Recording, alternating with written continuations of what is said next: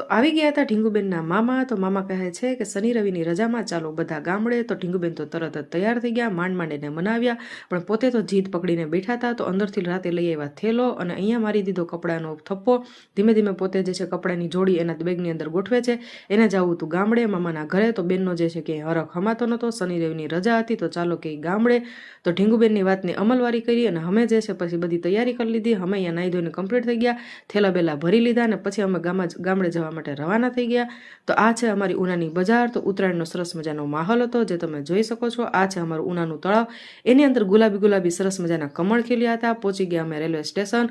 તો રેલવે સ્ટેશને જે છે અમે સૌપ્રથમ અમે ટિકિટ કપાવી અને અહીંયા ઢીંગુ અને જેડી જે છે ટિકિટ લઈને તૈયાર થઈ ગયા. પછી અમે જે છે ટ્રેનની આતુરતાપૂર્વક રાહ જોતા હતા. ટ્રેન આવી ગઈ એટલે ઢીંગુબેનનો હરખ ક્યાંય હમાતો નહોતો અને અહીંયા જે છે હું અને ઢીંગુ ટ્રેનની અંદર ચડી જઈએ છીએ. ઢીંગુને બેઠવાનું હતું વિન્ડો સીટ ઉપર. તો એ જે છે ત્યાં ગોઠવાઈ ગઈ. ટ્રેન જે છે કેટલી વાર સુધી ઊભી રહીને અમે ત્યાં સુધી જે છે અંદર સરસ મજાનો આનંદ માણ્યો.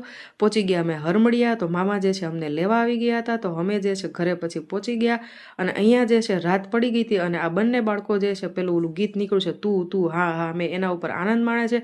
ત્યારબાદ અમારો જે ધુરંધર એવો ભાઈ જે છે એ તલવારબાજી કરે છે. હું વિડીયો બનાવતા થાકી ગઈ, પણ એ તલવારબાજી કરતો થાક્યો નહીં. એટલે એ ભાઈ જે છે એની રમઝટ બોલાવે છે તલવારબાજીમાં. ત્યારબાદ જે છે મંદિરની અંદર ઝાલરનો રણકાર વાગે છે. તો મને સંભળાવો. તો અમે બધા પહોંચી ગયા મંદિરે. આ અમારું મંદિર છે ને સરસ મજાનું ત્યાં રિનોવેશન કર્યું છે. અને આવા અમારા વ્લોગ જોવા હોય તો ઉના વ્લોગને સબસ્ક્રાઈબ કરી દેજો.